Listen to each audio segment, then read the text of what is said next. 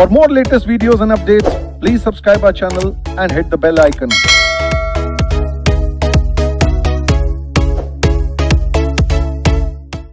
आइए, हम लोगों ने इंटेलेक्चुअल प्रॉपर्टी राइट पढ़ना शुरू किया था और हमने यहां बातचीत की थी कि जो वर्ड यहां दिया हुआ है प्रॉपर्टी, इस प्रॉपर्टी को हमने जनरल पैरेलेंस में समझा था कि प्रॉपर्टी का मतलब होता है कि वो चीज जो आपके पास है और वो आपके पास है तो या तो आप उसका इस्तेमाल करें क्योंकि वो आपकी चीज है, या आपके परमिशन से ही कोई उसका क्या कर सकता है, इस्तेमाल कर सकता है, कोई उसका जो है वो यूज कर सकता है। उस चीज को हम क्या कहते हैं, उस चीज को हम अपना प्रॉपर्टी कहते हैं। लेकिन ऐसे ही अगर आपने अपने इंटेलेक्ट से, अपने समझदारी से, अपने ज्ञान से या अपने किसी भी स्पेशल स्किल से कुछ तैयार किया तो उस पे भी आपको जो है वो राइट्स और वो बेनिफिट्स क्या होने चाहिए, मिलने चाहिए। और उसको या तो आप इस्तेमाल करेंगे या आपके परमिशन से कोई क्या करेगा, इस्तेमाल करेगा। लेकिन आपके इंटेलेक्ट, आपके ज्ञान और आपके बुद्धि का अलग अलग डायमेंशन में जो है वो ग्रोथ होता है। आपने अगर कोई इन्वेंशन किया तो भी हम उसे प्रोटेक्ट करेंगे। आपने कोई बुक लिखा, आपने कोई बहुत अच्छा धुन बनाया, आपने बहुत अच्छा जो है कोई लिरिक्स लिखा, आपने बहुत अच्छा कंप्यूटर प्रोग्राम लिखा, आपने बहुत अच्छा एक लोगो वगैरह डिजाइन किया, आपने बहुत सुंदर कोई डिजाइन बनाया किसी चीज को लेकर के, कार का बनाया, लैपटॉप का बनाया, मोबाइल के लिए बनाया, किसी चीज के लिए, इन सारे चीजों को अलग अलग तरीके से क्या किया जाए, प्रोटेक्ट किया जाए। अगर हमारे पास कोई एक एक्ट होता जो हमारे इन सारे के सारे इंटेलेक्चुअल तरीके से तैयार किए गए चीजों को प्रोटेक्ट कर सकता था तो एक ही एक्ट होता, वो सबको प्रोटेक्ट कर लेता। लेकिन इसका डायमेंशन इतना अलग अलग है कि हमें क्या करना पड़ा, इनके लिए अलग अलग तरह के जो है वो एक्ट को लाने पड़े। तो इन्वेंशन को प्रोटेक्ट करने के लिए हम क्या लाएं, पेटेंट। उसी तरह हमारे जो है वो जो भी हमारे लिरिक्स हो गए या लिटरेचर वर्क हो गए, आर्टिस्टिक वर्क हो गए, ड्रामा हो गया, साउंड हो गया, सिनेमेटोग्राफी हो गया, इसके लिए क्या लाया, कॉपीराइट। कोई भी चीज जो आपकी क्रिएटिविटी है लोगों के फॉर्म में, स्लोगन के फॉर्म में, उसको हमने किससे प्रोटेक्ट किया, ट्रेडमार्क से।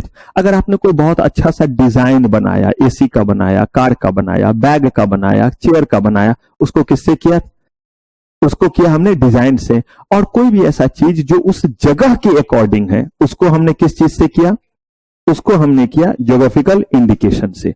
अब इसी में से हमने पढ़ना किसको शुरू किया था, पेटेंट को। और पेटेंट के बारे में सबसे पहली बात हमने जो की थी वो ये थी कि पेटेंट उन्हीं चीजों पे मिलेगा जो किस दायरे में आएंगे, अगर किसी चीज का नाम इन्वेंशन हुआ कि ये इन्वेंशन है तो उस पर क्या मिलेगा, तभी उस पर पेटेंट मिलेगा। इन्वेंशन कहने के लिए उस चीज में क्या होना चाहिए, हाँ जी, या तो वो न्यू प्रोडक्ट या क्या होना चाहिए, प्रोसेस। और कहा कि कोई भी चीज न्यू प्रोडक्ट तब कहलाएगा जब उसमें ये दोनों ही चीजें मौजूद हो। कौन कौन सा, इन्वेंटिव स्टेप्स और कहा कि इन्वेंटिव स्टेप्स किसको कहेंगे, तो कहा कि किसी भी चीज का इन्वेंटिव स्टेप्स का मतलब उसमें क्या है, कोई भी ऐसा गुण है, कोई भी ऐसा फीचर है, कोई भी ऐसा कैरेक्टरिस्टिक्स है जो उसमें मौजूद एक्सपर्ट को भी जो है वो पता ना हो, एक्सपर्ट को भी पता ना हो, तो वो क्या कहलाएगा, इन्वेंटिव। किसी भी डायमेंशन में वो हो सकता है, इलेक्ट्रॉनिक्स के फील्ड में हो सकता है, दवाई के फील्ड में हो सकता है, या और किसी भी फील्ड में हो सकता है। कहा दूसरा क्या है, कैपेबल ऑफ इंडस्ट्रियल एप्लीकेशन का मतलब हुआ कि उस चीज का ह्यूमन सिविलाइजेशन के लिए क्या हो, यूज हो। और दूसरा उस चीज को क्या किया जा सके, बनाया जा सके। आप कुछ ऐसा बना दो जिसका फॉर्मूला भी आपको ठीक है, इसमें जो है वो ऐसा चीज है जो किसी को नहीं पता है, लेकिन कैसे बनाया ये नहीं पता, आबड़ा कडाबड़ा कुछ कर रहे थे, कुछ हो गया। कहा नहीं, आपको क्या करना पड़ेगा, ये फिर से बनाना पड़ेगा और इसको उस लेवल पे बनाना पड़ेगा कि लोगों तक क्या किया जा सके, पहुंचाया जा सके, और इसका लोगों के लिए क्या होना चाहिए, यूज होना चाहिए। कहा ठीक है, अगर ऐसा है तो उसमें ये सब दायरा नहीं आएगा। यानी कि इन्वेंटिव स्टेप्स है, कैपेबल ऑफ इंडस्ट्रियल एप्लीकेशन है, तो वो क्या हो गया, न्यू प्रोडक्ट। न्यू प्रोडक्ट का मतलब क्या हो गया, इन्वेंशन, और इन्वेंशन पे पेटेंट मिलेगा। लेकिन यहां पे एक जो खास बात कही गई वो क्या है, जो खास बात कही गई वो ये है कि इसमें ये सारी चीजें जो है वो अवेलेबल नहीं होनी चाहिए। और ये सारी चीजें अवेलेबल नहीं होने का क्या मतलब है कि भले उसमें इन्वेंटिव स्टेप्स हो या भले वो क्या हो, कैपेबल ऑफ इंडस्ट्रियल एप्लीकेशन, लेकिन इन चीजों में वो दोनों चीज होने के बावजूद भी हम इसको जो है वो पेटेंट के दायरे में, इसके पीछे दो वजह। पहला, या तो वो ह्यूमन सिविलाइजेशन के लिए यूजफुल दूसरा, या तो हम उसको किसी और एक्ट के जरिए क्या कर रहे हैं, प्रोटेक्ट कर रहे हैं। क्लियर है? लेकिन यहां लिस्ट में इसीलिए दिया क्योंकि ये लिस्ट जो है हमारा सिर्फ उसी चीज का लिस्ट है कि what can not be patented, तो उसका लिस्ट है, इसीलिए उस लिस्ट में दिया हुआ है। फिर हमने यहां पे कहा था कि जब हम पेटेंट के लिए जाएंगे तो कहा पेटेंट के लिए जो है वो दो तरह से आप जा सकते हैं, एक चीजें पूरी तरह से तैयार है और एक पूरी तरह से तैयार नहीं है। जब चीजें पूरी तरह से तैयार है तो आप एप्लीकेशन के साथ फी देंगे और साथ में एक और जो डॉक्यूमेंट देंगे उसका नाम क्या दिया, कंप्लीट स्पेसिफिकेशन, जिसमें सारा ब्यौरा, सारा डिटेल्स, सारे यूसेज बतलाएंगे, साथ ही साथ आप बताएंगे इसका बेहतरीन इस्तेमाल कैसे होगा, किन किन लोगों, मतलब हर एक बात बताएंगे। लेकिन अगर आपने चीजों को पूरा नहीं बनाया लेकिन आपको डर है कि ऐसा ना हो कि मैं बना लूं और कोई मुझसे क्या करे, छीन ले, तो वैसे केस में आप application form plus application fee और साथ में जो डॉक्यूमेंट देंगे उसका नाम क्या होगा, प्रोविजनल स्पेसिफिकेशन। याद रखिए, प्रोविजनल स्पेसिफिकेशन के जरिए जब आप देंगे, जिस दिन एप्लीकेशन फी आप जो है फी देते हैं या एप्लीकेशन फॉर्म भरते हैं, वही डेट कहलाएगा प्रायोरिटी डेट। लेकिन पेटेंट आपको जब से मिलेगा उसके बाद ही ना इसका मॉनेटरी बेनिफिट लीजिएगा, लेकिन आपको जो मॉनेटरी बेनिफिट मिलेगा उसका डेट माना जाएगा प्रायोरिटी डेट से, और ये वो डेट है जिस दिन आप एप्लीकेशन क्या करते हैं, फाइल करते हैं। तो अगर आपने प्रोविजनल किया है तो प्रोविजनल वाला डेट हो गया प्रायोरिटी डेट, अगर आपने कंप्लीट किया है तो कंप्लीट वाला क्या हो गया, प्रायोरिटी डेट हो गया। प्रोविजनल वाले के ऊपर आपको पेटेंट नहीं मिलेगा, पेटेंट तो हमेशा तभी मिलेगा जब आपका कंप्लीट स्पेसिफिकेशन क्या रहेगा, जमा होगा। तो याद रखिए उस समय सारा डिटेल तो हमें देना ही पड़ेगा, लेकिन इस समय बस हम इतना एश्योर कर सकते हैं कि कहीं कोई मुझे मार मुड़ करके अगले दिन पहुंच गया तो इतना इन्वेस्टिगेशन डिपार्टमेंट का जो है वो दिमाग जाए कि इस बंदे के नाम से प्रोविजनल स्पेसिफिकेशन था, कंप्लीट स्पेसिफिकेशन कोई और ले रहा हो, ना हो कहीं ना कहीं इस चीज का कोई तार मिला हुआ हो सकता है, ताकि लोग डिस्करेज हो कि अगर कोई जो है वो इन्वेंशन के लिए लगा हुआ है तो ये नहीं कि हम इन्वेंशन करने की बजाय जो इन्वेंशन कर रहा है उसके पीछे पड़े रहे, वो किया, मारा और क्या कर लिया, चीजों को अपने नाम कर लिया। अब इसके बाद हमने कहा कि अगर हम लेने के लिए जाते हैं इन पेटेंट, तो पेटेंट हमें अगर एक बार मिल गया तो जब तक सूरज चांद रहेगा पेटेंट का नाम रहेगा। कितने साल के लिए, 20 ईयर्स, मेरे बर्थडे से आपके बर्थडे से, प्रायोरिटी डेट से, किस डेट से, और उसी को माना जाता है कि पेटेंट की वैलिडिटी अगर पूछे तो आप 20 ईयर सीधे लिखेंगे, ये नहीं लिखेंगे प्रायोरिटी डेट से। लेकिन केस लॉ जब सॉल्व करना रहेगा तो ध्यान रखेंगे कि किस डेट से मिलता है ये, क्योंकि उस समय आपको लिख करके दे देगा कि एक पर्सन जो है वो प्रोविजनल स्पेसिफिकेशन के साथ आया था, उस दिन फाइल किया था, उसे 2 साल बाद मिला था, तो बताइए वो कब तक जो है वो इस पे मॉनेटरी बेनिफिट ले सकता है। उसमें बजाते ईयर और डेट लिख देगा और आपसे पूछेगा किस डेट तक ले सकता है, तो उस केस में हमें ये सारी बात क्या करनी पड़ेगी, अप्लाई करना पड़ेगा। पहले प्रोविजन लिख देंगे, फिर उसको क्या करेंगे, हम मेंशन करेंगे डेट के साथ कि प्रायोरिटी डेट ये था तो यहां से 20 साल लेंगे। मॉनेटरी बेनिफिट्स वो ले पाएगा कब, जब वो क्या कर दिया, जब उसको पेटेंट मिल गया और चीज उसका क्या हो गया, तैयार। क्योंकि पेटेंट मिलने में भी 6 महीने लग गए, 7 महीने लग गए, साल भर लग गए, कोई फर्क नहीं पड़ता है, आपका वो टाइम गया, उस बीच का मॉनेटरी बेनिफिट नहीं ले पाएंगे। इसलिए अथॉरिटी को भी बोला हुआ है कि आप कोशिश करें जल्दी करने की, लेकिन पेटेंट में बहुत छानबीन करना पड़ता है, बहुत जांच करनी पड़ती है, क्योंकि सही में ये चीज यूजफुल है या नहीं, जैसे बोला जा रहा है वैसे है कि नहीं। उसमें जो है आपका एक टेस्ट बोलते हैं, मुझे ये वर्ड याद आ जाएगा, लैब टेस्ट जैसा ही है लेकिन उसका कुछ स्पेसिफिक नाम है, बताऊंगा अभी, तो वो आ जाएगा। पेट में है, मुंह में नहीं आ रहा है, और जब तक वो आएगा नहीं तो बड़ा दिक्कत होगा। उस दिन वही हाल था, एक कुछ आपको बोला था, मुझे रात में बहुत देर बाद याद आया, कुछ एक था ना चीज जो मैं भूल गया था, फिर अगले दिन आके बताया था। लगातार मेरे दिमाग में वही चल रहा था, मैं चल रहा था, ध्यान रखना पड़ता था रोड क्रॉस करते, क्योंकि मुझे वही नाम चाहिए था कि वो नाम क्या है, तो बता दूंगा। इसका मतलब ये है कि उसको इंडस्ट्री में रिसर्च किया जाता है और रिसर्च करने के बाद वो दवा और वैक्सीन का क्या होता है, इस्तेमाल होता है। तो कहा कि वो सारे के सारे चीज आपको क्या करने पड़ेंगे, वहां मेंशन करने पड़ेंगे। अगर आपने जो है वो इन सारे चीजों को फुलफिल किया, यानी कि पेटेंट के सारे फीचर अवेलेबल हैं और वो एक्सेप्शंस के कैटेगरी में नहीं है, तो आप जो है वो आएंगे। कौन कौन लोग आ सकते हैं पेटेंट लेने के लिए, इन्वेंटर, एसाइनी और लीगल हायर। नहीं है इन्वेंटर तो कौन आएंगे, लीगल हायर। नहीं है इन्वेंटर तो कौन आएंगे। अब अगर है अवेलेबल, उस समय लीगल हायर भी जाते हैं तो क्या बन करके जाएंगे, एसाइनी ही कहलाएंगे क्योंकि वो इस समय जिंदा है। आपने जब दिया कंट्रोलर ऑफ पेटेंट को, तो कंट्रोलर ऑफ पेटेंट चीजों को चेक करेगा और चेक करने के बाद ऑफिशियल गजेट में, ऑफिशियल जर्नल में इसको पब्लिश कर देगा और लोगों से इन्विटेशन लेगा कि अगर कोई ऑब्जेक्शन है, कुछ कहना है तो बताइए। कितना समय दिया? मैक्सिमम 3 मंथ से लोगों को ऑब्जेक्ट करने का। अब उन्होंने ऑब्जेक्शन पे जो भी चीज हो ऑब्जेक्ट किया, जिन भी ग्राउंड्स पे किया हो वो ग्राउंड दिया हुआ है। अगर कोई ऑब्जेक्शन नहीं आया तो, ऑब्जेक्शन आया लेकिन वैलिड नहीं रहा तो आपको क्या मिल जाएगा? पेटेंट मिल जाएगा। ऑब्जेक्शन आया और ऑब्जेक्शन बिल्कुल जायज था तो आपको पेटेंट नहीं मिलेगा। अगर पेटेंट मिल गया है तो फिर उस चीज को वो पब्लिश कर देंगे। पब्लिश करने के बाद इसी एक्ट के तहत आपके पास फिर से समय है, और कितने दिनों का समय है? 1 साल का आपके पास फिर से टाइम है कि आप ऑब्जेक्शन फाइल कर सकते हो। उसके बाद पेटेंट एक्ट के अकॉर्डिंग ऑब्जेक्शन फाइल नहीं होगा, फिर आपको सिविल कोर्ट में जाना पड़ेगा। अब आपने जो है वो ऑब्जेक्शन वगैरह जो जहां इस 1 साल में करना है वो कर सकते हैं। अगर आपको पेटेंट मिल गया है तो कहा गया कि पेटेंट मिलने से पहले या पेटेंट मिलने के बाद ऑब्जेक्शन के ग्राउंड अनलिमिटेड नहीं है। गिने चुने ग्राउंड है जिसमें कहा गया कि ये पब्लिक यूटिलिटी, पब्लिक पॉलिसी के अगेंस्ट है, फ्रॉडुलेंट तरीके से लिया गया, ऑलरेडी पब्लिक में नोन है या मेरा चुराया हुआ है, ऐसा कोई भी ग्राउंड है तो उस बेसिस पे आप क्या कर सकते हैं? ऑब्जेक्शन फाइल कर सकते हैं। सिर्फ इस बेसिस पे नहीं कि इस इन्वेंटर का थोबड़ा मुझे पसंद नहीं है, इसका व्यवहार पसंद नहीं है, ये सब कोई ग्राउंड नहीं है। आप इन्हीं ग्राउंड पे सिर्फ और सिर्फ क्या कर सकते हैं? ऑब्जेक्शन फाइल कर सकते हैं। आपने अगर पेटेंट लिया है तो पहली बार उसका जो रिन्यूअल होगा दूसरे साल में, उसके बाद कब होगा?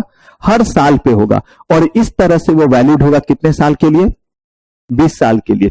लेकिन अगर जो पेमेंट नहीं करने के कारण, रिन्यूअल नहीं कराने के कारण वो क्या हो गया? लैप्स हो गया, तो आपके पास पेटेंट एक्ट में कितने महीने तक का समय है? 18। बार बार मैं इसीलिए ये वर्ड बोल रहा हूं ताकि ये ना हो कि कहीं आप बहुत बड़ा स्टेटमेंट दे दे 18 महीने बाद कुछ नहीं हो सकता।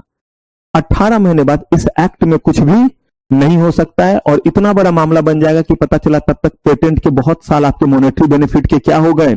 चले गए। तो यहां पे 18 महीने उस बीच के जो भी आपके फाइन पेनल्टी बनते वो दीजिए, उसको रिस्टोर कर दिया जाएगा। लेकिन फिर यहां एक इफ बट है, और वो क्या इफ बट है? फिर ऑब्जेक्शन रेज करने का मौका मिल गया। किस एक्ट के तहत? बाकी एक्ट में तो ऑब्जेक्शन का ग्राउंड बना ही हुआ है, लेकिन वो जो 1 साल बाद बंद हो गया था, फिर इनको मौका मिल गया। कितने महीने का? 2 महीने का टाइम है, उसमें फिर से ये चाहे तो ऑब्जेक्शन रेज कर सकते। ठीक है।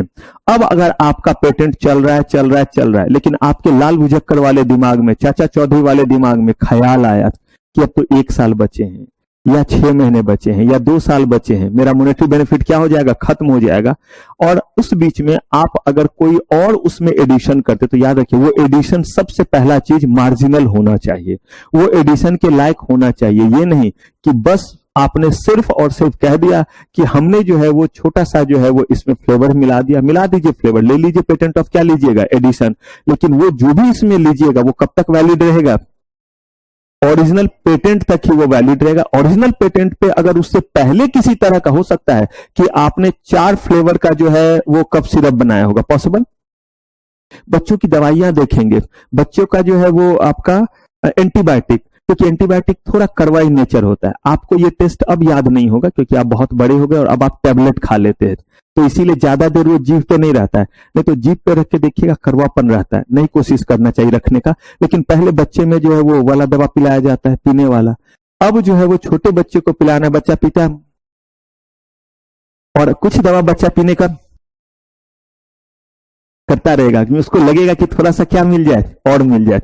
तो बिटिया को मुझे पिलाना रहता था तो ढूंढ ढूंढ करके कि पता कर लेते कि इसको स्ट्रॉबेरी फ्लेवर पसंद है, देखते थे, पता चल जाता छोटे से, और बहुत छोटे से उसको साथ में रखे भी थे। सिर्फ एक बार मैंने 3 महीने की लगातार छुट्टी ली है।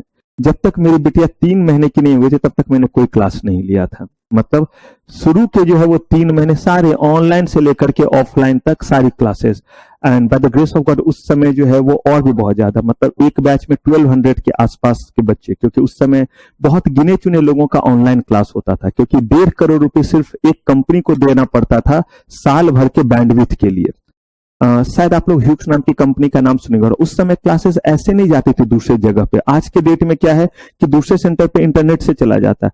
उस समय उस टेक्नोलॉजी से जाता था जिस टेक्नोलॉजी से आपके घर पे जो है वो डिश का कनेक्शन आता है, मतलब छतरी लगाना पड़ता था। तो सेंटर पे वो छतरी लगाया जाता था, बड़ा सा छतरी। पहले याद है छतरी जैसा लगता था और वहां से केबल के जरिए कनेक्शन दिया जाता था?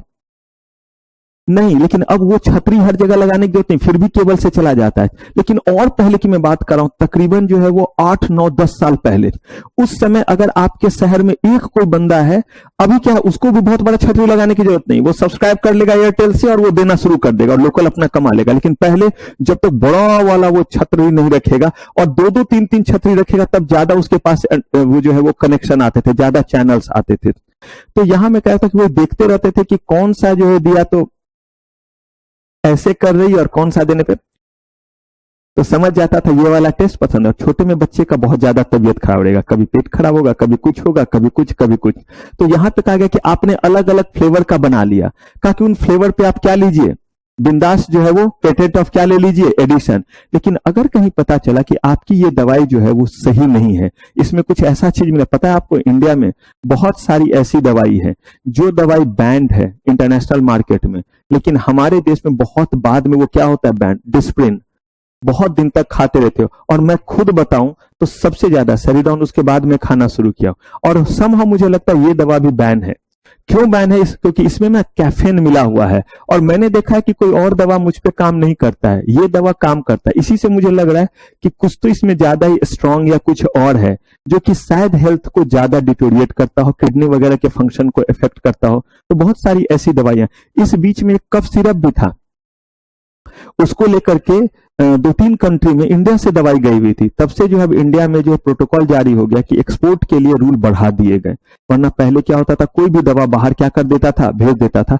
छोटे कंट्री में हुआ है, यूरोपियन कंट्री में हुआ है, साउथ अफ्रीका के कुछ कंट्री में, युगांडा या ऐसे करके वहां पे बहुत बच्चों की जान गई, क्योंकि कफ सिरप दिया गया था। वो कफ सिरप जो है वो थोड़ा पॉइजनस इन नेचर था, उसमें जितना सब्सटेंस मिलाया गया था खांसी को तो ठीक करता था, लेकिन खांसी में भी आप जो है वो एक दवा है, मैं फिर नाम भूल रहा हूं, कोडेक्स नहीं, कोडेक्स का तो ऐड आता है जिसमें ना कोडेन मिला हुआ रहता है, भूल रहा हूं। वो दवा आपको वैसे कफ सिरप नहीं देंगे जब तक डॉक्टर का लिखा हुआ नहीं रहेगा, वो डॉक्टर लिख करके देंगे तभी, क्योंकि उसका लोग यूज नशा के रूप में कर लेते, और हॉस्टल वगैरह के आसपास वो दवा बड़ी बिकती है।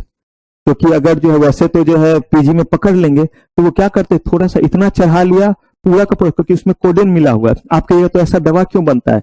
वो दवा जो है ना, जो आपका ऑब्स्ट्रक्टिव खांसी होता है, जो खांसी रुकेगा ही नहीं, लगातार खांसी हो रहा है, तो उस खांसी को दवा से कैसे रोका जाता है पता है आपको? जब वो दवा दिया जाता है तो वो सेंसेशन, खांसना भी अपने आप में माइंड को सेंस जाता है, तब आप खांसते हैं।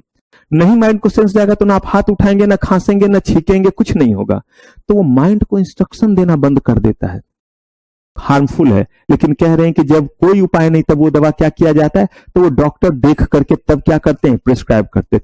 हो सकता है कोई ऐसा ही हार्मफुल चीज, अगर उस पे जो बैन लगा तो जितने भी उस पे आपने फ्लेवर का लिया है वो सारे फ्लेवर क्या हो जाएंगे, सारे के सारे चीज बंद। तो अगर आपके ओरिजिनल पे लग गया बैन, तो पेटेंट ऑफ एडिशन भी क्या हो गया, ban. Otherwise patent of addition कब तक, आसान शब्दों में जब तक ओरिजिनल तब तक। ओरिजिनल को इलीगल तरीके से किया तो भी बैन हुआ, तो दोनों बैन, और नहीं तो टाइम ही खत्म हो गया, 20 साल हो गया, तो ये भी क्या हो जाएगा, बैन।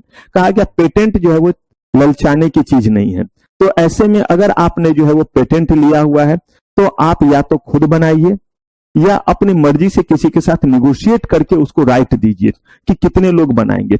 जब आप अपना पेटेंट का सारा राइट किसी एक को दे देते, this is called assignment. Assignment और लाइसेंस में बस इतना ही अंतर है। असाइनमेंट का मतलब हुआ कि that person is putting into your shoes, यानी ठीक वो आपकी जगह, जैसे पावर ऑफ अटॉर्नी, जो साइन आप करते हैं वही साइन उसका भी माना जाएगा। ये हुआ पावर ऑफ अटॉर्नी, और उसी को कहते हैं असाइनमेंट। आपके जैसे पेटेंट है, आप उसके बाद कितने लोगों को लाइसेंस देना चाहते हैं वो आपकी मर्जी, लेकिन लाइसेंस का मतलब हुआ कि आपने जिनको राइट दिया है वो उतना ही करेगा जितने का आपने उनको क्या दिया, अधिकार दिया। लेकिन असाइनमेंट का मतलब है कि वो इन्वेंटर की तरह ट्रीट होगा, कि उसने पेटेंट लिया हुआ है, अब वो तय करेगा कि किसको कितने का क्या देना है, लाइसेंस जो है वो देना है। एक दो बात और है, अगर आपने किसी भी पेटेंट में, किसी भी तरह के इन्वेंशन में लाइसेंस देते वक्त एरिया डिफाइन नहीं किया, तो वैसे केस में माना जाता है कि हमने आपको all across the India use करने का क्या दिया हुआ, परमिशन। इंडिया से बाहर के लिए साफ तौर पे लिखना पड़ता है। या अगर आप कहते हैं कि आप इस चीज को बनाओ, लेकिन इस चीज को बना करके सिर्फ दिल्ली में बेचना, तो उसमें लिखना पड़ेगा कि आपको जो हमने लाइसेंस दिया है वो इतने पीस के लिए दिया है, इतने दिन के लिए दिया है, और इसी एरिया में बेचने के लिए दिया। मतलब ये सब आपका जो है वो किस बेसिस पे, निगोशिएशन के बेसिस पे है।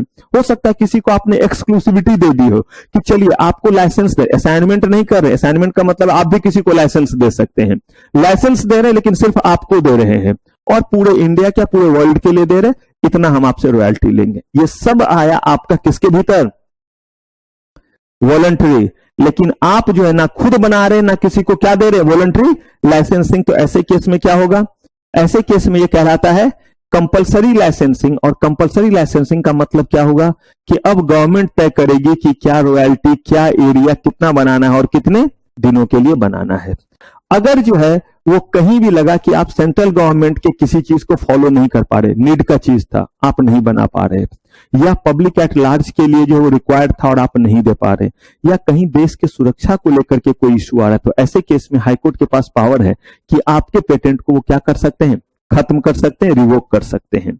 अगर आपके पास पेटेंट है और आप चाहते हैं कि नहीं अब मुझे पेटेंट का यूज नहीं करना है, तो आप उसको सरेंडर कर सकते हैं। सरेंडर के बारे में हमने पहले भी बात की थी। सरेंडर इसलिए कर रहे हैं ताकि इस पे कोई पेटेंट ना रहे, क्योंकि अगर हम रॉयल्टी नहीं लेंगे तो भी लोगों को मेरे पास आना पड़ेगा। उस टर्म्स कंडीशन में मैं लिखूंगा कि रॉयल्टी हम आपसे नहीं चार्ज करेंगे, लेकिन बिना मेरे साथ एग्रीमेंट किए हुए अगर वो बनाएगा तो वो इंफ्रिंजमेंट कहलाएगा। लेकिन अगर मैंने पेटेंट सरेंडर कर दिया तो इसका मतलब कोई भी कॉम्पिटेंट बंदा अगर उसको करेगा तो वो जो है वो इंफ्रिंजमेंट के दायरे में नहीं आएगा। लेकिन सरेंडर करते वक्त आप जो है वो क्या करेंगे, नोटिस देंगे, और उस समय भी लोगों का क्या लिया जाएगा, उस समय भी लोगों का ऑब्जेक्शन मंगाया जाएगा कि कहीं आपको इससे कोई नुकसान तो नहीं लग रहा है। अब डिपेंड करता है कि अगर वो ऐसा कोई चीज था जिससे जो है वो क्वालिटी जो है वो बहुत बड़ा कंसर्न रहता था, ऐसा दवाई था जो कि लाइफ सेविंग ड्रग्स था, अगर उन चीजों का ध्यान नहीं रखा जाए, सब बनाने लगे तो क्वालिटी मेजर नहीं हो पाएगा। तो आप ऐसा कीजिए, वो देखेंगे इसमें क्या करना है। तो वैसे केस में गवर्नमेंट जो है वो कंपलसरी लाइसेंसिंग किसी को दे सकती है, वो भी जो बहुत अच्छी फार्मास्यूटिकल्स कंपनी रहेगी। मतलब सरेंडर करने के लिए भी आपको प्रोसेस से क्या करना पड़ेगा, गुजरना पड़ेगा। तो चलिए यहां तक का सफर हमने क्या कर लिया था, तय कर लिया था। अब यहां से आगे बढ़ते, ध्यान से सुनिएगा। ये पूरा इसलिए रिवाइज कराया क्योंकि पेटेंट हमारा आज खत्म होगा तो उसको हम पूरे तरह से क्या कर सके, समअप कर सके, और हमारे दिमाग में ये रहना चाहिए। मैं बस आपको ये फील कराना चाहता हूं कि चीजों को कहानी में सीक्वेंस में करिएगा तो लाखों एक्ट पे आप कमांड कर सकते हैं, लेकिन रट रट करके चलिएगा तो यकीन मानिए एक से दूसरे एक्ट में जाते जाते वो हिलने डुलने लगेगा। तो इसीलिए इसी तरह से रिवीजन करते वक्त ऐसे रिवीजन किया जाता है, कॉपी रख दिया, सब कुछ रख दिया और तब रिवीजन करने के लिए बैठना चाहिए। क्या बोले थे सर पहले आईपीआर के बारे में सुनाए थे, क्या आईपीआर के बारे में बोले थे, ये बात बोले थे कि आईपीआर क्यों करते, प्रॉपर्टी से इसको कोरिलेट किए थे। ऐसे रिवीजन करके देखिए ना, मैं भी तो आप ही की तरह इंसान हूं, आप ही के एज में मैंने भी ना सीएस किया होगा, चार्टर्ड किया होगा, एमबीए किया होगा। या एक चीज बताइए, या मैं बचपन से ही अशोक कुमार और संजीव कुमार था कि बूढ़ा ही आया था दुनिया में, कभी तो आपकी उम्र में था, आपकी उम्र में था उस समय तो मैं उड़ा रहा था कुछ चीजों को 20-21 साल की उम्र में, फिर जो है वो आगे बढ़ा था। मैं बस इतना कह रहा हूं कि चीजों को करने का बस तरीका बदलता है। ऑलमोस्ट माइंड लगभग सबका एक जैसा होता है, ऑलमोस्ट। जो जितना इसका इस्तेमाल करेगा ना उतना ज्यादा वो क्या होता जाएगा, जिस तरफ से करेगा। आप देखते कुछ क्रिमिनल को एक क्राइम के बाद और शातिर तरीके से करेगा, इसका मतलब उसने इसका इस्तेमाल ज्यादा किया उसी चीज में। आप भी एक एग्जाम के बाद, एक सब्जेक्ट के बाद दूसरे में इसका इस्तेमाल किए, देखिए खुद ब खुद बढ़ेगा। अब हमने इतनी सारी जो बातें की हैं, कहा कि अगर हम पेटेंट खुद लिए हुए हैं तो ठीक है, या तो हमने लाइसेंस लिया हुआ है, चाहे हमें वॉलंटरीली मिला था या क्या मिला था, चाहे कंपलसरी मिला था। लेकिन ना तो जो है मैं इन्वेंटर हूं, ना मुझे जो है वो वॉलंटरी लाइसेंस मिला था, ना मुझे क्या मिला था। लेकिन उसके बावजूद अगर मैं कोई भी ऐसा चीज बना रहा हूं जो पेटेंट से प्रोटेक्टेड है, तो ये क्या कहलाएगा, तब ये कहलाएगा इंफ्रिंजमेंट। तो कहा गया कि violating the statutory right of patentee, किसके जो है वो राइट को आप वायलेट कर रहे हैं, कैसा राइट, क्यों बोला गया स्टैट्यूटरी राइट,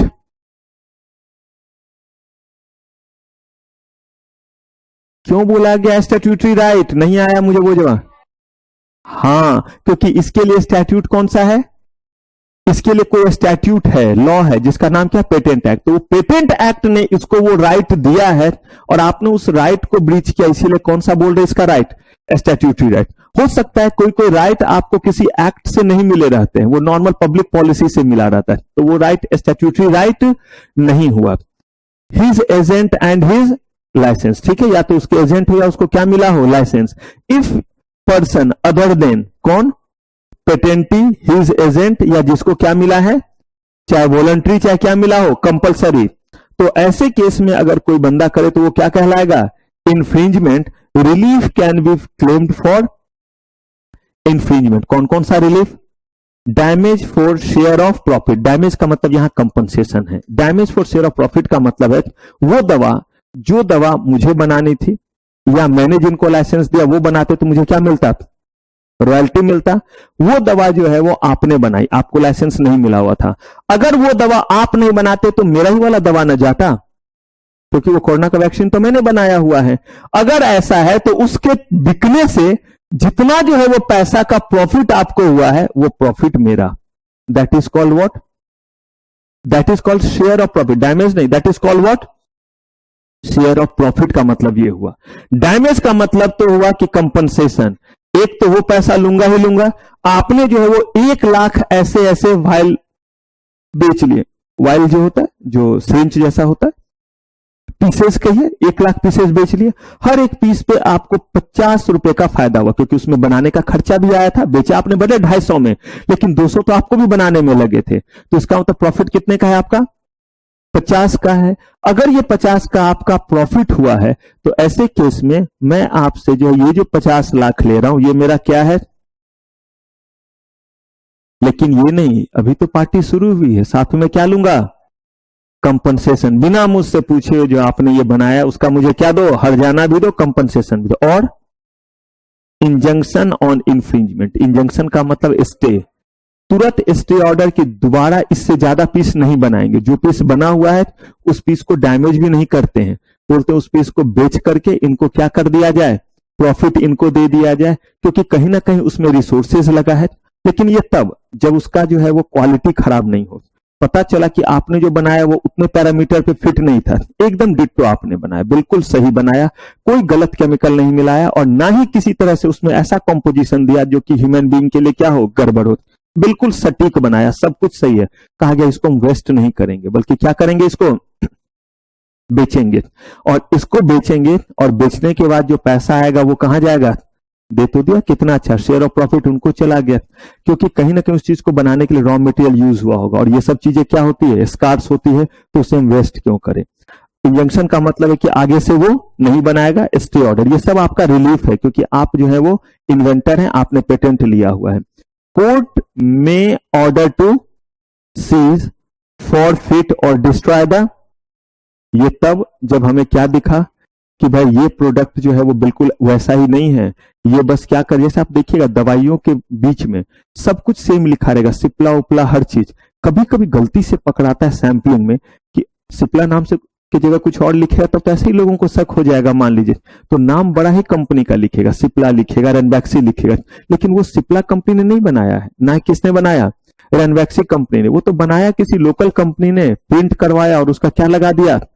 अब उस पर जिस क्वालिटी का केमिकल मिलाया गया वो केमिकल ही तो सस्ता है, तभी तो आप सस्ते में बेच रहे हैं। अदरवाइज जो है वो आपको क्या बेनिफिट होगा, क्योंकि इनके तो प्लांट मशीनरी और बड़े हैं, किसके, सिप्ला और रनबैक्सी ये सब के, या और आप सस्ता इसीलिए बेच पा रहे क्योंकि आपको तो रॉयल्टी देना नहीं है। सिप्ला वाले को और रनबैक्सी वाले को तो रॉयल्टी देना पड़ेगा, किनको देना पड़ेगा, जिन्होंने दवा को इन्वेंट किया था, जिनसे इन्होंने पेटेंट का क्या लिया हुआ है, लाइसेंस लिया हुआ है। अगर वो इंफीरियर है तो बोलेंगे उसे डिस्ट्रॉय करो, क्योंकि ये दवाई है। अगर वो किसी के पास गया तो लोगों को क्या होगा, नुकसान, तो डिस्ट्रॉय, फॉरफिट करके जो है वो आपको दिया जा सकता है जिनके नाम से पेटेंट है, अगर दवाइयों में कोई गड़बड़ी नहीं है, ताकि वो आप आराम से जो है वो बेचिए, और नहीं तो सीज करेंगे। ये सब आपके पास डिफेंसेस अवेलेबल। लेकिन एक वर्ड यहां पे है और वो वर्ड क्या है, इनोसेंट इन्फ्रिंजमेंट। याद रखिए ये वर्ड जो दिया गया ना, इनोसेंट, ये अपने आप में सबसे खतरनाक चीज है। लेकिन करे क्या, कुछ केस के कारण आप सारे लोगों के जो है वो चीजों को दांव पे नहीं लगा सकते। बहुत सारे ऐसे केसेस हैं जहां पे कहा गया कि इसी इनोसेंट वाले चीज का फायदा उठाते हैं लोग। आपने इन्फ्रिंजमेंट किया और आप अपने आप को किस कैटेगरी में बुक कर रहे हैं कि आप क्या हैं, इनोसेंट है, आपने ये जानबूझ करके नहीं किया है। देखिए लॉ में बहुत बार ऐसा होता है, आप कहीं से जा रहे हैं, आप खुद रोड पे देखते हैं, पब्लिक में देखते हैं, हर जगह देखते हैं, आपको गुस्सा भी आता है जब किसी को देखते हैं। आपने देखा है कि जानबूझ करके वो टकराए क्योंकि आप पीछे हैं, और आप बिल्कुल देख रहे हैं कि एक्सीलेटर पे जो वो जा रहा है वो थोड़ा पीछे रह सकता था, वो जानबूझ करके इस तरह से जा रहा है कि वो टकराए। मुझे पता रहता है कि अब ये टकराएगा, थोड़ा मजा भी आता है साइकोलॉजी रीड करने में कि देखते हैं ये जाके टकराता है या नहीं, टकराया टकराया टकराया, वो जो नहीं आता पलट पलट पलट, पलटा तो ताली मार दिए, तो वही वाला मुझे लगता है पक्का जो है वो टकराएगा। और कभी किसी से गलती से भी कोई फोन पे बात कर रहे हैं या कहीं और जो है वो खोए हुए हैं, पॉसिबल है, और उसमें टकरा सकते हैं। मैं एक बार ऐसे ही जा रहा था, बहुत तेज ब्रेक मारा, हालांकि मेरी गलती थी, मेरे दिमाग में लगातार वही चल रहा था कि ये था क्या, अब बस यहीं पे क्रॉस कर रहा था, नहीं जहां रेड लाइट के पास पहली बार उस तरफ जाते हैं, और वहां पे जबकि लाइट हो गया था कि पेडेस्ट्रियन जा सकते थे, लेकिन बहुत बार बाइक वाले बहुत तेजी से आते हैं, वो सोचते हैं कि पेडेस्ट्रियन का ही तो हम भी तेजी से क्या करें, निकल जाए। तो मैंने देखा सब कुछ ठीक है, तो अपने धुन में फोन वगैरह नहीं कर रहा था, बस ऐसे ही चल रहा था। एकाएक बहुत तेजी से जो है वो बाइक आकर के एकाएक रुका। अगर मैं देख लेता तो मैं ही थोड़ा पीछे रहता, मैं थोड़ा ना बनने जाता रजनीकांत की आ तू मुझसे टकरा, तू ऐसे उड़ेगा और पैराबोलिक मोशन लेगा, फिर एक बार मोशन लेगा, तब तू नीचे गिरेगा। वो तो मूवी में ही होता कि आया और हीरो से क्या किया, टकराया, हीरो ने भी ऐसे पैर मारा और वो जो है वो ऐसे उड़ा, एकदम पूरा का पूरा एक राउंड लिया और तब गिरा। कह रहे हैं कि इनोसेंट इन्फ्रिंजमेंट का मतलब है कि आपका इंटेंशन नहीं था लेकिन ऐसा हुआ। उन्होंने इसके लिए ग्राउंड तो रखा है, लेकिन कहा है कि इस केस में damage and share of profit shall not be paid. Compensation वो नहीं देगा और जितना उसने कमा लिया उसमें से पैसा नहीं देगा, लेकिन बाकी सब कुछ एज इट इज एप्लीकेबल रहेगा। कौन सा चीज, स्टे ऑर्डर तो लगेगा ही लगेगा और आगे से वो ऐसा नहीं कर सकता है। मतलब infringement without knowledge that the project exist patent exist on that। अगर कहीं आपके मन में ये चीज चल रहा हो कि सर ऐसा कैसे होगा, उसने खुद बनाया है, इतना तो उसे पता ही होगा कि मैंने इस चीज का जो है वो इन्वेंशन नहीं किया, तो किसी ने क्या किया होगा, इन्वेंशन तो किया ही होगा, तो इनोसेंट कैसे हो गया। इनोसेंट इस ग्राउंड पे हुआ कि पेटेंट की लाइफ कितनी है, 20 साल। यही इनोसेंट का क्राइटेरिया हुआ कि मुझे लगा कि शायद उस पे पेटेंट का टाइम क्या हो चुका है, खत्म हो चुका है। जैसे एलईडी पे पेटेंट का टाइम खत्म, नो, और वो थॉमस अल्वा एडिशन वाला पीला वाला पे, ट्यूबलाइट पे, इन चीजों पे खत्म है।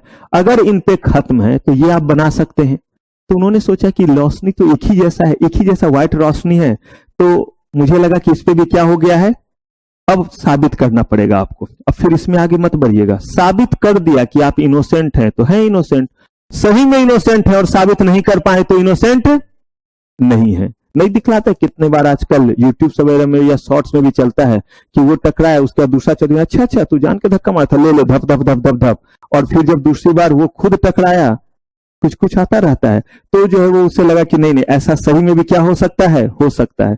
तो वैसे ही आप साबित कीजिए, अगर कर दिया तो इनोसेंट इन्फ्रिंजमेंट। दो चीजों से बचेंगे, किन चीजों से, अभी तक जो आपने प्रॉफिट कमा लिया था वो देने की जरूरत नहीं है, और कंपनसेशन देने की जरूरत नहीं है, लेकिन स्टे ऑर्डर लगेगा, इंजंक्शन लगेगा। क्लियर है।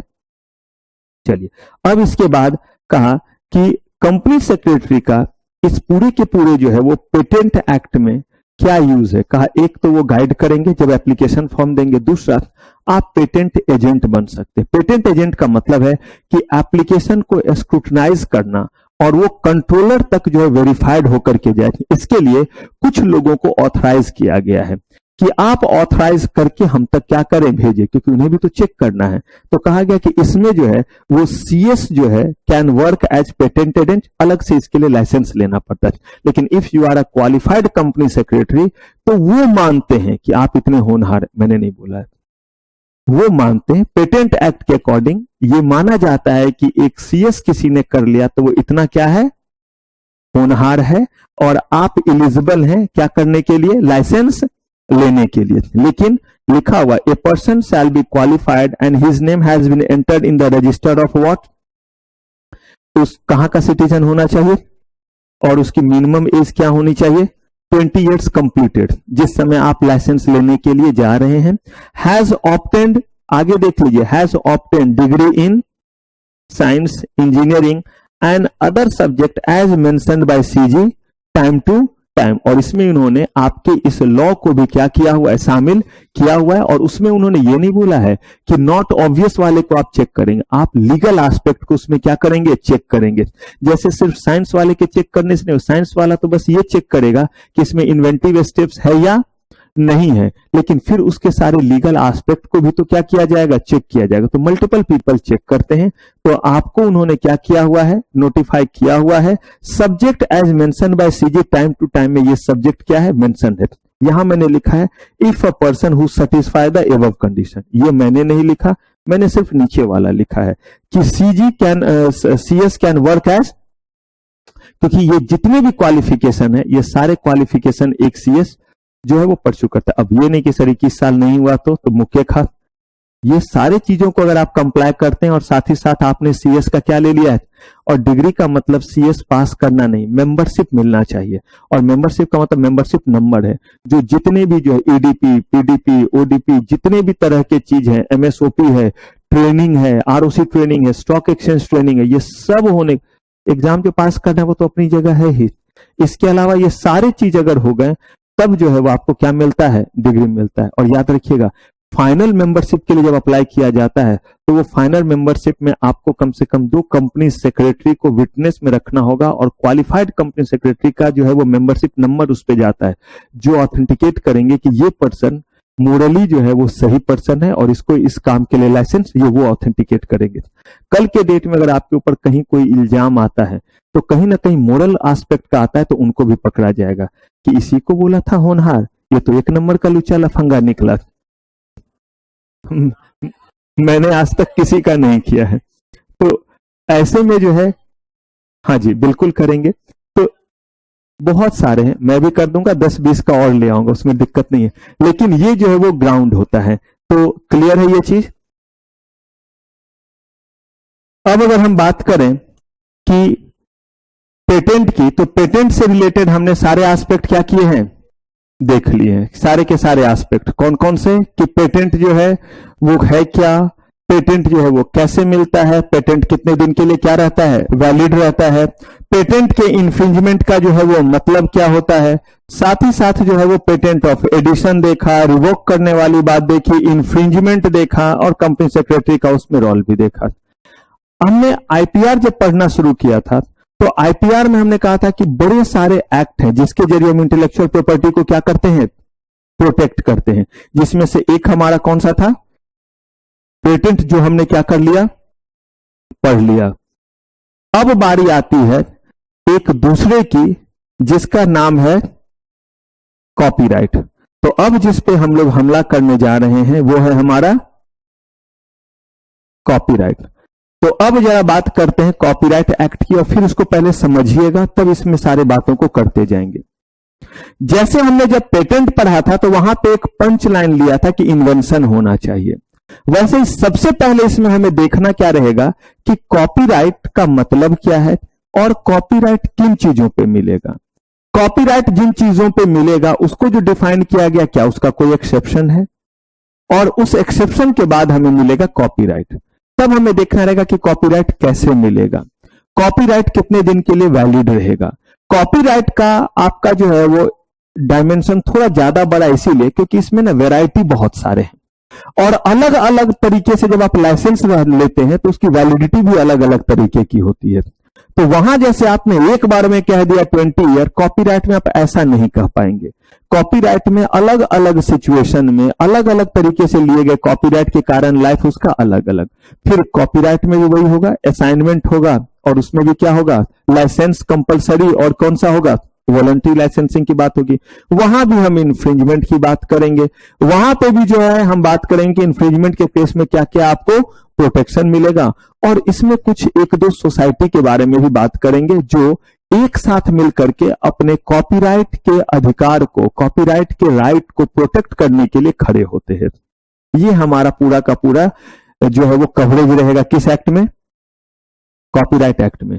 अब जरा बात करना शुरू करते हैं एक एक चीज पे कि सबसे पहले जब हम बात करते हैं कॉपीराइट की, तो कॉपीराइट का जो है वो मतलब क्या हुआ, किस चीज पे हम बात करेंगे कॉपीराइट की और क्या सेंस देता है। तो कहा गया कि कॉपीराइट के बारे में जब भी आप बात करते हैं तो कॉपीराइट सिर्फ और सिर्फ किसी चीज के सोचे जाने पे नहीं, बल्कि आपके पास अगर कहीं पे कोई आइडिया है, कोई क्रिएटिविटी है, तो वो ओरिजिनल होना चाहिए।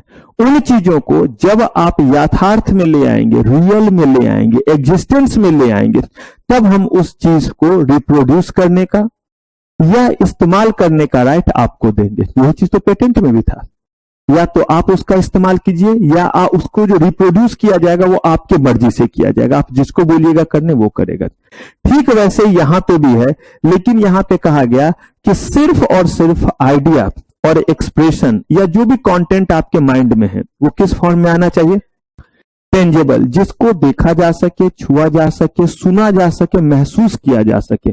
बहुत शानदार शानदार जो है वो आइडियाज है, एक से एक स्टोरी है एकांश के दिमाग में, बहुत अच्छा स्क्रिप्ट इनके दिमाग में है कि ऐसे स्टोरी पे जो है वो मूवी बना देंगे। अब इन्होंने सोचा, किसी को बताया नहीं, अगर नहीं बताया और कल के डेट में वो मैंने जो है वो दे दिया करण जौहर को और उस पर मूवी बन गई, तो ये चिल्लम चिल्ली करते नहीं आएंगे कि ये क्या था, ये तो मेरे दिमाग में था, ये मैंने सोचा था। और आज की डेट में सही बताऊं, वो बिजनेसेस जिस बिजनेस को आप जो है वो नॉन कन्वेंशनल बिजनेस कहते हैं, सबसे ज्यादा पैसा उसी में है।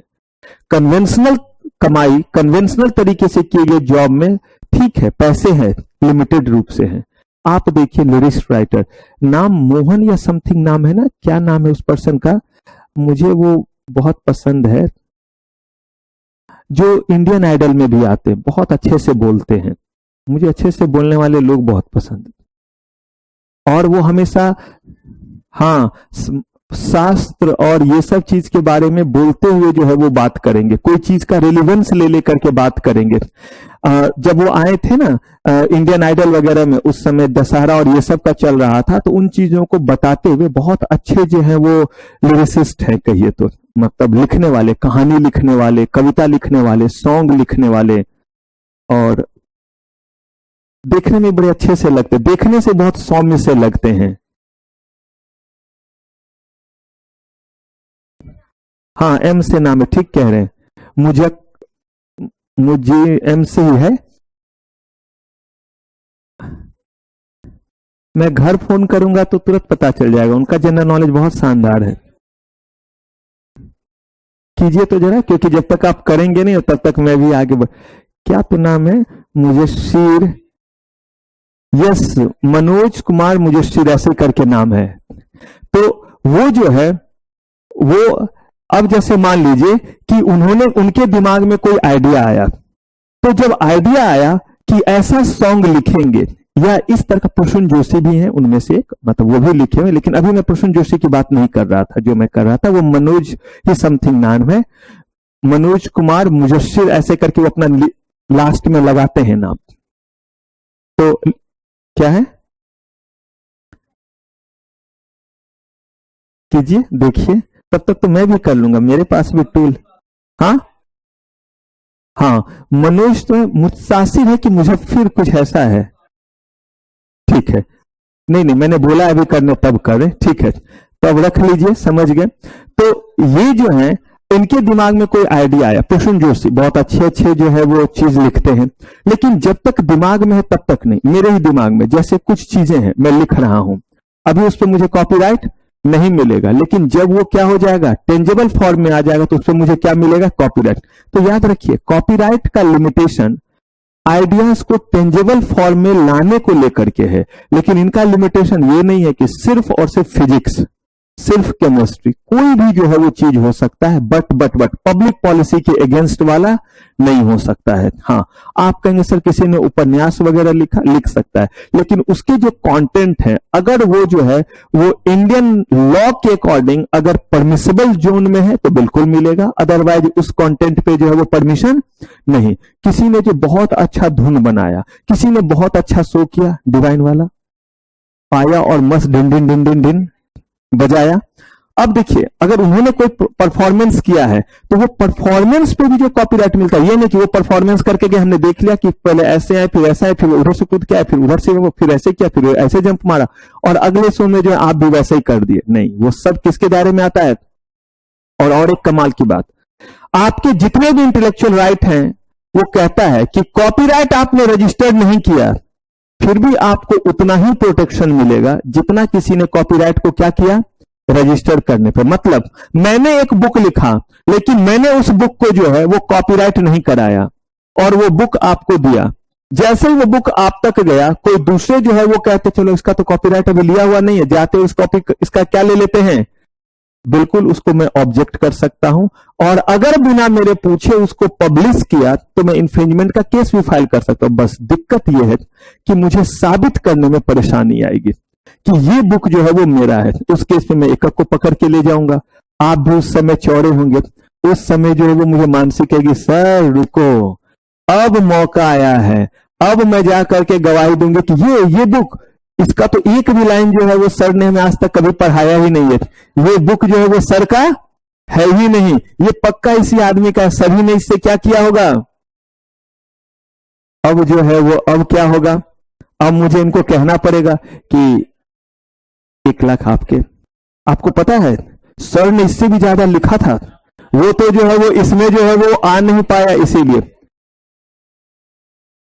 अच्छा, क्योंकि ज्यादा बड़ा अमाउंट का था ना मामला, तो इसीलिए मैं जो है वो क्या किया कि पता चला निगोशिएट करने में क्या होगा, टाइम 12 रुपये हैं।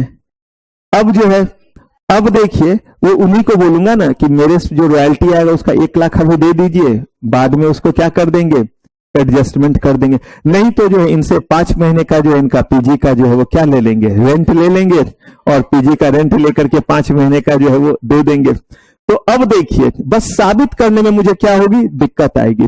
इसीलिए आज के डेट में चाहे वो मूवी हो, चाहे कोई धुन हो, चाहे कुछ, और अक्सर आप देखते होंगे सबसे ज्यादा ये चिल्लम चिल्ली मचा रहता है आपके जो फिल्म इंडस्ट्री में कि ये धुन चुराया गया, तो सिंगर वगैरह के केस में, क्योंकि उनके धुन ही तो इंपॉर्टेंट है।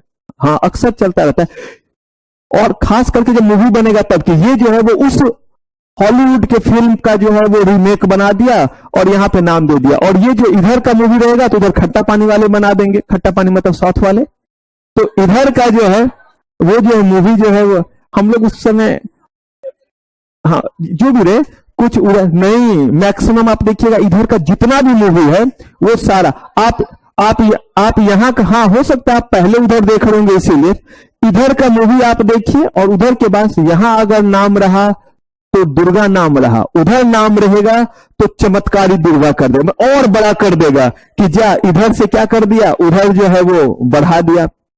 जितने भी मूवी हैं वो सारे का सारे जो है वो अगर ऐसा करते तो उस पर क्या आएगा, आपका इंफ्रिंजमेंट का आएगा।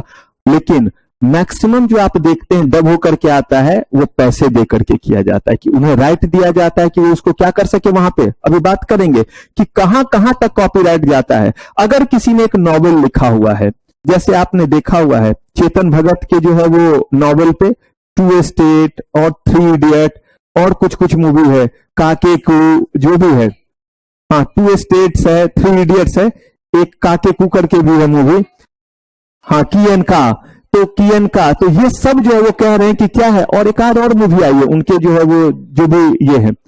लेकिन अच्छा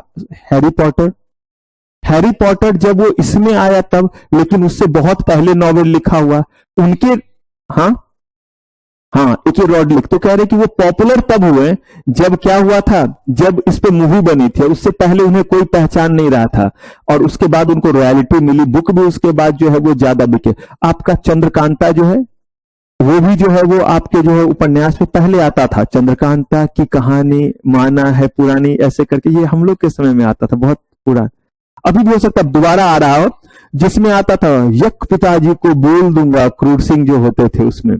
कहने का मतलब ये कि किसी भी चीज को किसी भी फॉर्म में, अगर मान लीजिए कि वो तो लिखा हुआ था उपन्यास, नॉवेल था, उसको उन्होंने क्या कर दिया, मूवी के फॉर्म में कर दिया गया, कहा कि ये सारे राइट सिर्फ और सिर्फ कॉपीराइट ऑथर के पास है, अगर कोई और उसका इस्तेमाल करेगा तो इंफ्रिंजमेंट। तो यहां उन्होंने कहा कि आइडिया, एक्सप्रेशन, कंटेंट किस फॉर्म में होने चाहिए, अगर चेतन भगत के माइंड में होता ये वाला नॉवेल लिखूंगा और उस पर कोई मूवी बना दिया, ये इन्फ्रिंजमेंट नहीं है, क्योंकि पहले उस पर कॉपीराइट मिलेगा ही नहीं। तो जब वो किस फॉर्म में आ जाएगा? टेंजेबल। आपके पास बहुत अच्छा आइडिया था कि इस तरह से परफॉर्म करेंगे, तो इसका टेंजेबल फॉर्म का मतलब क्या है कि आपने वो परफॉर्मेंस कहीं कर दिया। अगर वो कर दिया तो इसका मतलब वो टेंजेबल फॉर्म में आ गया। जरूरी नहीं है कि उसका आपने क्या लिया हो, उस समय कॉपीराइट लिया हो। तो कह रहे कि there shall be certain minimum level of what? Creativity and originality. Creativity और ओरिजिनलिटी किसी का लेकर के जो है वो बस छपाई किया हुआ चीज जो है वो नहीं माना जाएगा कि आइडिया को आपने किसमें कन्वर्ट कर दिया, टेंजेंट जो है वो आपने जो है उसको टेंजेबल फॉर्म में कर दिया। बिल्कुल ही नहीं, वो आपका ओरिजिनल चीज होना चाहिए। और आइडिया जो है वो उसको कन्वर्ट करेंगे किस फॉर्म में? जिस फॉर्म में लोग उसको देख सके, यानी उसको एक्सप्रेस करेंगे, तो ही जाकर के आपको उस पर जो राइट मिलेगा उसमें या तो आप उसका इस्तेमाल करेंगे या आपकी मर्जी से ही कोई उसको क्या करेगा? रिप्रोड्यूस करेगा। यही है आपका कॉपीराइट। तो कहा किन किन चीजों पे मिलेगा? ओरिजिनल वर्ड तो हर जगह रहेगा। लिटरेरी का मतलब हुआ जितने भी लिटरेचर के चीज हैं, पढ़ाई के जितने भी चीज हैं, चाहे वो इंग्लिश का नॉवेल हो, चाहे वो पोएम पोएट्री हो, चाहे फिजिक्स केमिस्ट्री, या जो है वो खून भरी मांग, या जो है वो हत्यारा कौन, वो नहीं आता रहता नॉवेल वगैरह का, कुछ भी रहे, वो सारे के सारे चीज किस दायरे में आ गए? लिटरेरी वर्क में आ गए, लिटरेचर वाले वर्क में आ गए, जो आपने लिखा है, बुक वगैरह लिखा है। ड्रामेटिक में आ गए कौन सा चीज? जो आपने स्टेज पे कोई भी परफॉर्मेंस किया है, चाहे आपने गाना बजाया हो या शकुंतला जैसे किसी जो है वो नाटक को जो है वो आपने क्या किया हो, ड्रामा में किया हो, या कोई भी और ड्रामा का आपने जो है वो प्रदर्शन किया हो। म्यूजिकल में जो है वो क्या आ गया आपका? म्यूजिकल में जिसमें ढिकचिक ढैंग वाला कोई भी चीज, या उसमें जो है वो बेबी को बेस पसंद है, तो ये भी किस में आ गया? म्यूजिक में आ गया।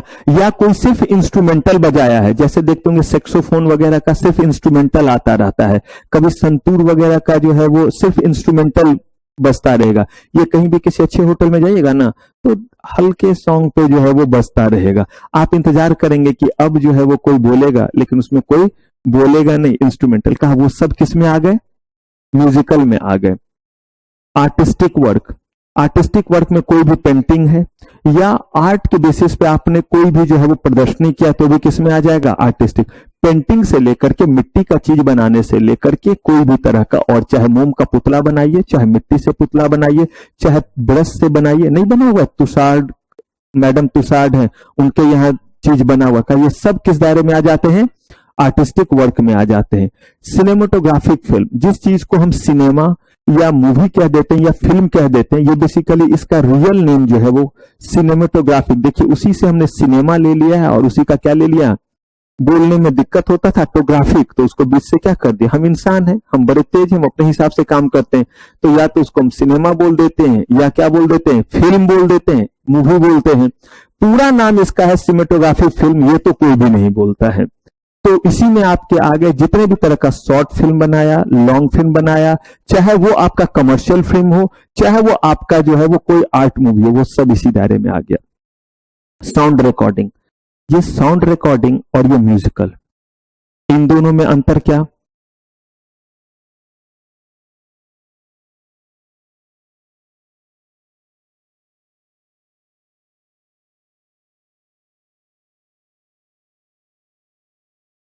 दोनों में बहुत सिंपल सा थोड़ा सा ही अंतर है।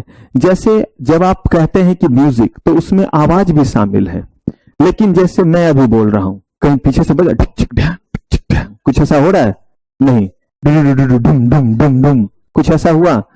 तो ये मैं जो कर रहा हूं वो किस कैटेगरी में आएगा? साउंड रिकॉर्डिंग में आएगा, जहां पे कोई इंस्ट्रूमेंट का इस्तेमाल नहीं किया जा रहा है। But when you are recording something with the help of any instrument, भले उसमें आपकी आवाज भी शामिल है, तो भी वो किस में चला जाएगा? म्यूजिकल में चला जाएगा। जहां पे सिर्फ जो है सिर्फ आपकी क्या है? आवाज है, वो किस में आता है? Sound recording. अब आप कहेंगे सर इसका सही इस्तेमाल कहां? कोई मंत्र आपने पढ़ा, या कोई मंत्र, या कोई और तरह का चीज आपने बोला, या सिर्फ और सिर्फ मैंने जो है वो कहीं कोई स्पीच जैसा चीज दिया जहां पे कोई म्यूजिक का इस्तेमाल नहीं हुआ, तो वो किस में आ जाएगा? साउंड रिकॉर्डिंग में आ जाएगा। लेकिन साउंड रिकॉर्डिंग में वो चीजें नहीं आएंगी जो आपका जो है वो अनाउंसमेंट होता है। यात्रीगण कृपया ध्यान दें, ट्रेन नंबर 1 2 3 4 जो यहां से चलकर वहां तक जाने वाली है, कहीं से चलकर कहीं तक अब नहीं जाएगी। तो ऐसा कोई भी चीज अगर है तो यहां भी तो सिर्फ क्या किया जा रहा है, लेकिन वो एक अनाउंसमेंट है, वो साउंड रिकॉर्डिंग के दायरे में नहीं आता है, क्योंकि ये किसी को दिया जाने वाला सूचना है। ये नहीं बोलेंगे कि ये सिर्फ और सिर्फ जो है वो मैं ही बोलूंगा, कोई और उसको बोल नहीं सकता है। अब कहना है कि अगर हम कॉपीराइट दे रहे हैं तो कॉपीराइट के केस में कुछ बातें आपको जाननी होगी, और वो ये है कि कॉपीराइट हमने कहा कि उस केस में भी मिलता है जिस केस में आपने कॉपीराइट को पब्लिश नहीं किया। करते हैं उसके बारे में बात, वो थोड़ा लंबा है, पहले इन दोनों चीजों को आप डन कीजिए फिर बात करेंगे। अब देखिए, हमने कॉपीराइट के बारे में कहा कि कॉपीराइट के जो ओनर होते हैं उनको राइट है कि उस चीज को वो क्या करेंगे, वो खुद प्रोड्यूस करेंगे या किसी को प्रोड्यूस करने का राइट देंगे। लेकिन कोई भी चीज कॉपीराइट के दायरे में सिर्फ और सिर्फ तब आएगा जब आपने अपने आइडिया को, अपने एक्सप्रेशंस को, अपने कंटेंट को क्या किया है, रिप्रेजेंट किया है टेंजेबल फॉर्म में, यानी कि दुनिया के सामने रख दिया है, एक्सप्रेस कर दिया है तो, और उस चीज में ओरिजिनलिटी होना चाहिए तो मिलेगा। कहा कि ये किस किस एरिया में मिलता है, तो कहा गया कि लिखने पढ़ने की जितनी चीज है उसको लिटरेरी वर्क कहते हैं, चाहे वो फिजिक्स हो, केमिस्ट्री हो, साइंस हो, चाहे वो आपका जो है वो स्टोरी का बुक ही क्यों ना हो, चाहे वो म्यूजिक हो, चाहे वो साउंड रिकॉर्डिंग हो, चाहे वो मूवी हो, चाहे वो और किसी भी तरह का आर्टिस्टिक वर्क क्यों ना हो, उसमें आपको क्या मिलेगा, कॉपीराइट मिलेगा। लेकिन कॉपीराइट को लेकर के दो बातें हैं। पहली बात यह है कि अगर हमने किसी चीज को या तो पब्लिश कर दिया है तो कॉपीराइट लेने गए हैं, या हम कहते हैं कि पहले कॉपीराइट ले लेंगे तो पब्लिश करेंगे, और पब्लिश करने का मतलब है दुनिया के सामने लाना। आपके दिमाग में बहुत शानदार आइडिया है, बहुत अच्छा जो है वो एक लिरिक्स है, बहुत अच्छा जो है वो स्टोरी है, या बहुत अच्छा बुक आपने जो है वो लिखा है। आप कहते हैं अगर हम लेकर के जाएंगे दुनिया के सामने, पता नहीं कोई जो है वो आगे बढ़ करके कॉपीराइट ले ले, मुझे साबित करने में दिक्कत हो, तो पहले मैं कॉपीराइट लूंगा फिर इस बुक को रिलीज करूंगा, पहले मैं कॉपीराइट लूंगा फिर मूवी को क्या करूंगा, रिलीज करूंगा, पहले कॉपीराइट लूंगा तब जो है वो हनी सिंह का यो यो हनी सिंह कह रहे हैं कि पहले वो करके नहीं बोलते मुझे ये तो ये, वो मर गया, वो बच गया तो मार दो, मर गया तो और मार दो, जैसे वो रैप करते रहते हैं, मिलाते रहते हैं, जो भी करते हैं। कहा कि ऐसा कोई भी चीज है तो कहते कि पहले मैं इसको क्या करूंगा, कॉपीराइट लूंगा फिर जाकर के जो है वो करूंगा, घूमता रहूंगा, मारता रहूंगा, पीटता रहूंगा, जो भी चीज करें। तो एक होता है पब्लिश्ड वर्क और एक क्या होता है, अनपब्लिश्ड वर्क। अब फिर इसमें बहुत सारी बातें हैं। हो सकता है वो वर्क आपने जो है वो बहुत अच्छा बुक लिखा है लेकिन इंडिया में पब्लिश नहीं किया, और आप सोच रहे हैं कि जब तक उस पर कॉपीराइट लेंगे तब तक डिले हो जाएगा, क्यों ना बुक लिख लिया है तो इंडिया से बाहर उसको क्या कर देते हैं, पब्लिश कर देते, तब तक वहां पे रॉयल्टी कमाते हैं। यहां पे बड़ी जल्दी लोग नकल मार लेंगे, बाहर जो है वो इतनी जल्दी लोग जो इन्फ्रिंजमेंट के बारे में नहीं सोचते, तो आपने सोचा वहां पब्लिश कर दें। या कोई और पर्सन थे वो इंडिया से बाहर के, तो उन्होंने पहले जो है वो इंडिया में इस चीज को पब्लिश कर दिया, क्योंकि उन्होंने देखा कि इंडिया में जो है वो लोग जो है वो बेल्ले बैठे हुए हैं, मस्त जाएंगे और मूवी देखना शुरू कर देंगे। बहुत सारी मूवी आज के डेट में जो है वो वहां पहले रिलीज होने से पहले इंडिया में क्या कर देते हैं, इंडिया में जो है वो रिलीज कर देते हैं। बहुत सारे ऐसे जो है वो आपके जो है हॉलीवुड के मूवीज रहेंगे जो पहले इंडिया में रिलीज होते तब उस जगह पे क्या हो रहा है, रिलीज। अब यही चीज कह रहे हैं कि यहां जो इतने सारे सिचुएशन बन रहे, इन सिचुएशन में अगर हम कॉपीराइट के लिए आएंगे तो कैसे आएंगे। फिर कॉपीराइट आप लेने के लिए अप्लाई कर रहे हैं, ऐसा हो सकता है कि आपने जो है ये बुक जो लिखी है वो बुक जो है वो इस्लाम पे लिखा है, या हो सकता है ये बुक आपने गीता महाभारत या हिंदू के किसी जो है वो चीज पे लिखा है, और आपको डर बना हुआ है कि अगर मैंने पब्लिश किया तो या तो फतवा जारी होगा, या दिस दल वाले तो दैट दल वाले जो है वो क्या कर देंगे, वो जो है वो शुरू कर देंगे सांस्कृतिक कार्यक्रम करना। अब ऐसे केस में आप बुक, और इसमें सही की बात है, कौन तो नसरीन नाम है, बांग्लादेश की लेखिका है तस्लीमा नसरीन, उन्होंने जो है वो कुछ इस्लाम पे लिखा था, और उसके बाद फतवा जारी होने के बाद वो लगातार भाग ही रही हैं, कभी इस कंट्री कभी उस कंट्री, और ऐसे करके कुछ और भी लोग हैं जिनके साथ ऐसा हुआ। तो इसमें राइट दिया गया, प्रोटेक्शन का राइट, कि आप चाहे तो बुक को रिलीज करें बिना अपने नाम को लिखे हुए करें। और इसका तो ये नहीं कि नाम पता नहीं रहेगा, कॉपीराइट ऑफिस में पता रहेगा लेकिन पब्लिक के उस बुक पे लिखा हुआ नहीं रहेगा। और भी चीजें हैं, कहा गया कि आपका नाम हो सकता है कि रियल नेम कुछ और हो, लेकिन आप अपने जो है वो डिफरेंट नेम से चीज को क्या करना चाहते हैं। जैसे अक्षय कुमार का असली नाम तो नहीं है अक्षय कुमार, लेकिन मूवी में जो राजीव बाटला नाम है, लेकिन फिल्म इंडस्ट्री में जो है वो अक्षय कुमार के नाम से ही जो है वो जाने जाते हैं। ऐसे बहुत सारे हैं, दिलीप कुमार, यूनुस खान उनका, या यूसुफ खान या यूनुस खान में से कुछ नाम है, इन्हीं दोनों में से, थोड़ा मैं भूल रहा हूं। तो लेकिन दिलीप कुमार के नाम से वो फिल्म इंडस्ट्री में पॉपुलर है। कहने का मतलब है कि अगर ऐसा हम इसमें भी करें तो कहा गया कि ऐसा कर सकते हैं नहीं कर सकते, इसका जवाब आपको मिलेगा हमारे नेक्स्ट एपिसोड में। तो यहां तक के चीजों को अच्छे से रिवाइज कर लीजिएगा। फिलहाल आज की इकोनॉमिक लॉ की सेवा समाप्त। थैंक यू वेरी मच, आपका बहुत बहुत धन्यवाद।